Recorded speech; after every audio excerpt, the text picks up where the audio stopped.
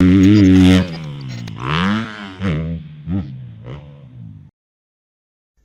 AJ and Cam. Just curious how you go about returning from an injury, like people get mental paralysis, fear of re-injury, that sort of thing. How do you come back from an injury and get back to the level that you were riding at before or better? Thanks. You know what? I don't know why. That question just made me think about how logical of a thinker that I am. And I don't know, like, I'm not afraid of injuring myself again after getting injured. Not at all. Because I take the logical steps of like, okay, step one, logical step, rehab whatever's hurt so you don't re-injure it or you're not afraid of re-injuring it. Step one. And properly do that. Don't get on the bike too early to where you're like, well, I don't know if it's good.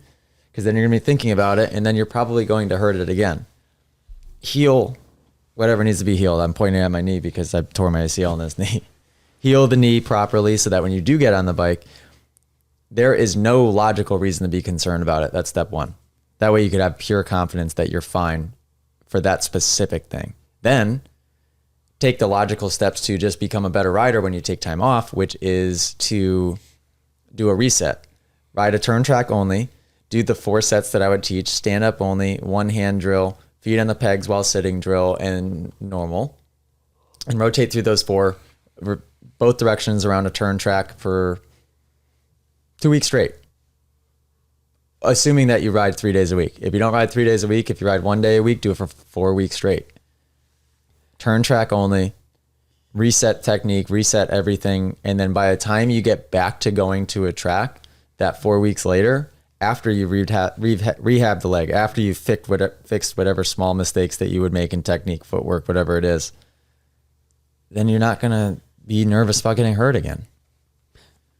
That's really good. The reset piece. Thanks. Because do you remember my crash at Bogey Bros? Yeah. You barely crashed. I tumbled, which was violent. Barely. Which was violent You for me. grazed the ground. You brushed up against the ground. I'm going to show James a screenshot of my feet in the air and my head on the ground. Okay. But and you were scared for a long time. 2 months to recover from that. At least. Didn't get hurt at all. Didn't feel a thing. I just rolled out of Yeah. I cased, I flew off the bike and I rolled out. Yeah. But it was violent enough to I took 2 months to recover. But the reset part is probably what would have helped. Like, yeah, take like what we always do at schools is like just eliminate all the hard stuff. Yeah. If you're having a hard time with the corner, well, don't use a clutch, don't use a rear brake, freaking shift before you get there and then it's easy. Mm-hmm. Right? Don't sit down, don't do all this stuff. Oh yeah, basics. And then that inspires confidence and positive thinking so that you're not thinking about how I'm going to get myself hurt this next time on a dirt bike. Because confidence is the whole how. Yeah. What would you say confidence has percentage-wise into riding a dirt bike? Huh? I mean, all 90%. Right. I would agree. Cam, we all know this. James, we know this. I'm a physical specimen. Oh, no. That is helpful, but it's 5 to 10% of it. And if anything, it just causes me more arm pump than it does anything else. Your best line at class is like, if I'm just so jacked, I can't do push-ups or I'll get arm pump. What? I've never said that at a class. Not like that, but yeah, you've said that. Oh, no, I don't have to. Why? I don't have to do push-ups. Absolutely not. We already got the muscle that we need there. Yes, exactly. Oh, yeah. Oh, yeah. Oh, boy. Physical specimen. It's not that. I'm more of an athlete than me and Ken Roxon are. And there's good athletes. Kevin Rand seems like he'd be very physically fit. There's Tomac's definitely an athlete. There's some guys that are higher level athletes, but it doesn't matter. It doesn't matter. It is all mental. Right. That's why the most fit guy versus the most fit confident guy.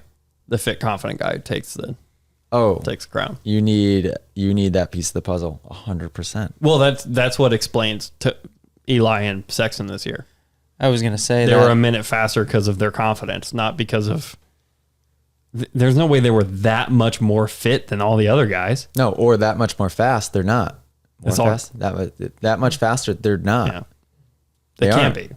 Right. It's all confidence. And that's why you see, and we've talked about this before, that's why you see the races for the first however many be so unpredictable until a couple rise to the top, and then everybody else becomes mentally complacent and doesn't believe that they should be competing at that level. And those guys separate themselves.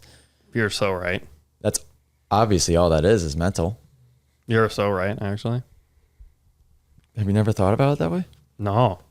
Not the beginning of the season thing, but that's exactly what's happening. Of course, everybody believes that they should be winning at the beginning That's of the why season. the 450 class is so crazy, because the top 12 guys can win the it will- championship. But and it's, it will start that way again at A1. yeah, right. And Could then- be anybody. And then depending how quickly, 3 races, 7 races, 5 races, less and less people, more people will give up on believing. Yeah.